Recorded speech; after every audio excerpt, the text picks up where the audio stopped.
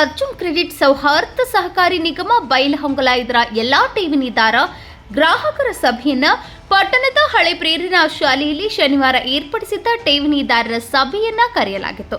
ಸಭೆಗೆ ಅತಿಥಿಗಳಾಗಿ ಆಗಮಿಸಿದ ಜಗದೀಶ್ ಕವಟಗಿಮಠ್ ಮಾತನಾಡಿ, ಸಹಕಾರಿಯು ಕಳೆದ 32 ವರ್ಷಗಳಲ್ಲಿ ನಡೆದು ಬಂದು ಸಾಧಿಸಿದ ಪ್ರಗತಿಗೆ ಠೇವಣಿದಾರರೇ ಕಾರಣೀಕರ್ತರು ಆಗಿದ್ದು, ಸಹಕಾರಿಯ ಠೇವಣಿದಾರರೇ ಈ ಸಂಸ್ಥೆಯ ನಿಜವಾದ ಮಾಲೀಕರಾಗಿದ್ದು, ಈ ಸಂಸ್ಥೆಯನ್ನ ಬೆಳೆಸುವ ಜವಾಬ್ದಾರಿಯೂ ಕೂಡ ಸದಸ್ಯ ಠೇವಣಿದಾರದ್ದು ಆಗಿದೆ. ಠೇವಣಿದಾರ ಸದಸ್ಯರಲ್ಲಿ ಯಾವುದೇ ಆತಂಕ ಬೇಡ, ಜಗದೀಶ್ ಕವಟಗಿಮಠ್ ಹೇಳಿದರು.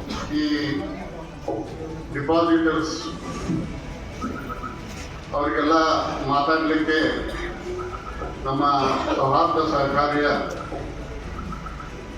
ಮಾಜಿ ಅಧ್ಯಕ್ಷರು, ನಮ್ಮ ಆತ್ಮೀಯರಾದಂಥ ಜಗದೀಶ್ ಕವಟಗಿಮಠ್ ಅವರು ಬೆಳಗಾವಿಯಿಂದ ಬಂದಿದ್ದಾರೆ. ಅವರು ಮೊದಲಿನಿಂದ ಈ ಸಹಕಾರಿಯೊಳಗೆ ಅವ್ರ ತಂದೆಯವರ ಕಾಲದಿಂದ ಅವರು ಈ ಸಹಕಾರ ರಂಗದಲ್ಲಿ ಬೆಳಕೊಂತ ಬಂದ್ದಾರೆ. ಅವ್ರ ತಂದೆಯವರು DCC ಬ್ಯಾಂಕು, KLE ಸೊಸೈಟಿ, ಈ ಥರ ಎಲ್ಲ ಸಂಘ ಸಂಸ್ಥೆಗಳು, DCC ಬ್ಯಾಂಕ್ ಡೆವಲಪ್ಮೆಂಟ್ದಾಗೆಲ್ಲ ಪೂರ್ಣ ಅವ್ರದ್ದೇ ಒಂದು ಕರ್ತೃತ್ವ ಶಕ್ತಿ ಅದ. ಈ ಥರ ಅವರು ಪ್ರತಿಯೊಂದು ರಂಗದಲ್ಲಿ, ರಾಜಕೀಯ ರಂಗದಲ್ಲಾಗಲಿ ಮತ್ತು ಕೋಆಪರೇಟಿವ್ ರಂಗದಲ್ಲಾಗಲಿ ಒಂದು ಒಳ್ಳೆಯ ಸಾಧನೆ ಮಾಡಿದಂಥ ಮನೆತನ. ಅವರು MK ಕವಟಗಿಮಠ್ ಅವರ ಮಕ್ಕಳಾದಂಥ ಜಗದೀಶ್ ಕವಟಗಿಮಠ್ ಅವರು, ಮಹಂತೇಶ್ ಕವಟಗಿಮಠ್ ಅವರು. ಮಹಂತೇಶ್ ಕವಟಗಿಮಠ್ ಅವರು 2 ಸಲ ನಮ್ಮ MLC ಆಗಿದ್ದರು ಮತ್ತು KLE ಡೈರೆಕ್ಟರ್ ಆಗಿ ಮುಂಚೂಣಿಯಲ್ಲಿ ನಮ್ಮ ರಾಜ್ಯದಲ್ಲಿ ನೇತೃತ್ವವನ್ನು ವಹಿಸಿ ಭಾಳ ಒಳ್ಳೆಯ ಕೆಲಸವನ್ನು ಮಾಡಿದ್ದಾರೆ. ಜಗದೀಶ್ ಅವರು ಕೂಡ ಅದೇ ರೀತಿ ಕೋಆಪರೇಟಿವ್ ಮಿಷನ್ದಲ್ಲಿ ಒಂದು ಮುಂಚೂಣಿಯಲ್ಲಿ ನಿಂತು ಎಲ್ಲ ಕೋಆಪರೇಟಿವ್ ಆ್ಯಕ್ಟಿವಿಟಿ ಒಳ್ಳೆ ರೀತಿ ನಡೆಸ್ಕೊಂಡು ಬಂದಾರೆ. ಇವತ್ತು ನೀವೆಲ್ಲ ಈಗ 32 ವರ್ಷದಿಂದ ನೀವು ನಮ್ಮ ಬ್ಯಾಂಕಿನ ಪ್ರಗತಿಯನ್ನು ನೋಡಿದ್ದೀರಿ. 32 ವರ್ಷದಲ್ಲಿ ನಮ್ಮ ಗ್ರಾಹಕರಿಗೆ ಯಾವುದು ತೊಂದರೆ ಆಗದಂಗೆ ನಾವು ಈ ಒಂದು ಸಂಸ್ಥೆಯನ್ನು ಬೆಳೆಸ್ಕೊಂಡು ಬಂದಿದ್ದೇವೆ. ನೀವು ವಿಶ್ವಾಸ ಇಟ್ಟು ನಮ್ಮನ್ನು ಬೆಳೆಸಿದಾರೆ ಅಂಥೇಳಿ ನಮ್ಮ ಸಂಸ್ಥೆ ಬೆಳೆದ. ಅದಕ್ಕೆ ನಾವು ಎಂದೂ ಯಾವುದು ಚ್ಯುತಿ ಬರದಂಗೆ ನಡ್ಕೊಂಡಿದ್ದೇವೆ. ಆದರೆ ಈಗ ಯಾವುದೋ ಒಂದು ದುಷ್ಟಶಕ್ತಿ ನಮ್ಮ ಬಗ್ಗೆ ಅಪಪ್ರಚಾರ ಮಾಡಿ ನಮ್ಮ ಒಂದು ಬ್ಯಾಂಕಿಗೆ ಅಫೆಕ್ಟ್ ಆಗುವಂಗೆ ಮಾಡೈತಿ. ಅದಕ್ಕೆ ಜಗದೀಶ್ ಕವಟಗಿಮಠ್ ಅವರು, ಮಹಂತೇಶ್ ಕವಟಗಿಮಠ್ ಅವರು ನಿನ್ನೆ ಕೋರೆ ಅವರಿಗೆ 3-4 ದಿವಸದಿಂದ ಅವರು ಕೂಡ ಒಂದು ಸಭೆಗಳನ್ನು ಮಾಡಿದ್ದಾರೆ. ಅವರು ತಮ್ಮ ಒಂದು ಭಾಷಣದಲ್ಲಿ ಏನೇನು ಅನ್ನೋದನ್ನು ಹೇಳ್ತಾರೆ. ನಾನು ಹೆಚ್ಚಿಗೆ ಹೇಳಿದೆ. ಇವತ್ತು ತಾವೆಲ್ಲ ಸಹಕಾರ ಕೊಟ್ಟಿದ್ದಕ್ಕೆ ಎಲ್ಲರೂ ನಮಸ್ಕಾರ ಮಾಡಿ ಹೇಳ್ತಾರೆ. ಇದರ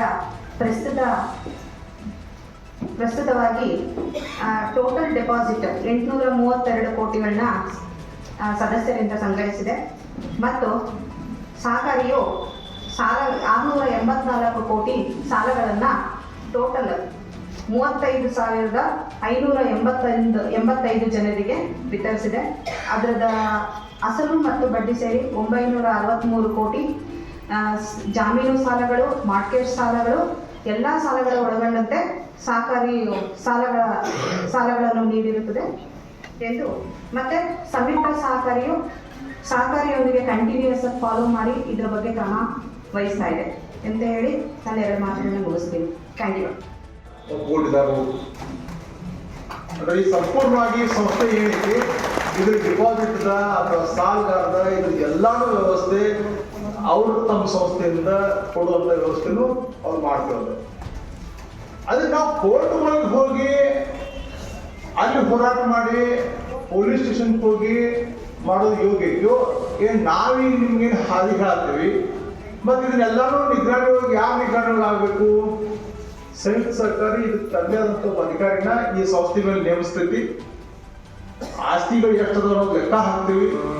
ಯಾರಿಗೆ ಯಾವ ಆಸ್ತಿ ಹೋಗ್ಬೇಕು, ಹೆಂಗೆ ಹೋಗ್ಬೇಕು, ಅದರ ಪ್ರತಿಯೊಂದು ವ್ಯವಹಾರನ್ನ ಸಂಯುಕ್ತ ಸರ್ಕಾರಿ ನಿಗ್ರಹಣೆ ಒಳಗನ ಸಂಪೂರ್ಣವಾಗಿ ಮಾಡ್ತೀವಿ.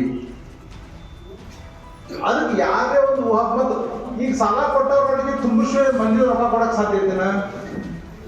ನಮ್ಮಲ್ಲಿರುವಂಥ ಈಗ ಏನು ಡಿಪಾಸಿಟ್ ದುಡ್ಡು ಇತ್ತು ಅದರ ಸೆಕ್ಯೂರಿಟಿ ಡಿಪಾಸಿಟ್. ಸೆಕ್ಯೂರಿಟಿ ಒಂದು ಮಾತಾಡಕ್ಕ ನೀವೀಗ ನಿಮ್ ರೊಕ್ಕ ಹೋಗ್ಯವ್ರೆ, ನಿಮ್ಗೆ ಒಬ್ಬ ವಕೀಲರಿಗೆ ಹೋರಿ 100% ಇಷ್ಟ ಕೊಡ್ತಾನ ಅಂತ ಹೇಳಿ ಕೇಸ ಕೊಟ್ಬಿಟ್ಟು ನಾ ಅರ್ಥ ಹೇಳ್ತೀನಿ ನಿಮ್ಗೆ ಇದೆಲ್ಲ ಮಾಡ್ಯಾಕಿದ್ದೆ ನಾ ಕಳೆದ 10 ವರ್ಷ ಇಂಥ ಸಂಸ್ಥೆಗಳು ಡಬ್ ಆಗಿದ್ದಾವ ಪೂರ್ಣ ಜೈಲಿ ಕಳಿಸ್ತಾವದೆ. ಮತ್ತೆ ಇವ್ರು ಯಾರ ತಕ್ರೆ ಇವ್ರನ್ನೂ ಬಿಡಂಗಿಲ್ಲ, ಇವ್ರು ಯಾರ ಬೋರ್ಡ್ ತಕ್ರೆ ಇವ್ರನ್ನೂ ಯಾರನ್ನೂ ಬಿಡಂಗಿಲ್ಲ, ಇವರು ಜೈಲಿ ಕಳಿಸ್ತೀನಿ. ಒಂದ್ ಕೆಲಸ ಮಾಡ್ರಿ, ನೀವು ಕನ್ಸ್ಯೂಮರ್ ಕೋರ್ಟಿಗೆ ಒಂದು ದಿವ್ಸ ಹೋಗ್ರಿ. ಕನ್ಸ್ಯೂಮರ್ ಕೋರ್ಟಿಗೆ ಹೋಗಿ ಏನ್ ಮಾಡ್ರಿ, ಒಂದು 10 ಮಂದಿ ಕಸ್ಟಮರ್ಸ್ ಇರ್ತಾರ, ಕೇಸ್ ಐತೆ ಬಂದಿರ್ತಾರ. ನೀವು ಕೇಸ್ ತರ್ಸಾಕ 2 ದಿವಸ ಆತ್ರಿ, ಮತ್ತೆ ನಿಮ್ಮ ದುಡ್ಡು ಯಾಕೆ ಬಂದೂರಿ? ನಾನಕ ನಿಮ್ಮ ಕಾಲೇಜ್ ಕೆಲಸನ ಮಾಡಂಗಿಲ್ಲ, ಅದಕ್ಕೆ ಭಯ ಹರಿತಕ್ಕೇನಾಗುತ್ತೆ. ಇದನ್ನೇ ನಾನು ಹೇಳ್ತೀನಿ, ಇದು ಹಣ್ಣಿ ಮಾರೋದಕ್ಕೆ ಬೇರೆ ಕಡೆ ಹೋಗೋದು ಬೇಡ. ಈ ದುಡ್ಡು ಅದು ಬೇಡ. ಡಿಪಾರ್ಟ್ಮೆಂಟ್ KPIDನೋ ಮತ್ತೊಂದು ಡಿಪಾರ್ಟ್ಮೆಂಟ್ ಅಸಿಸ್ಟೆಂಟ್ ಕಮಿಷನರ್ಗೋ ಆ ಗೌರ್ಮೆಂಟ್ಗೋ ಆಸ್ತಿ ಬ್ಲಾಕ್ ಆಗಿ ಹೋಗ್ತು, ಆಸ್ತಿ ಮಾರಕ್ಕೂ ಬರಂಗಿಲ್ಲ, ದುಡ್ಡು ಬರಂಗಿಲ್ಲ. ಈಗಾಗಲೇ ಚಿಕ್ಕೋಡಿ ಬಸವೇಶ್ವರ ಸಂಸ್ಥಾದ ಇದೇ ರೀತಿ 6 ವರ್ಷದ ಡಿಪಾಸಿಟ್ ಸಿಕ್ಕೊಂಡ ಒಂದು 100 ಕೋಟಿ ರೂಪಾಯಿ 10 ರೂಪಾಯಿ ಆಗಿ ಕೊಡ್ಬೇಕು ನಮ್ಮ ಕಡೆಯಿಂದ ಆಗಿಲ್ಲ. ಕೋರ್ಟ್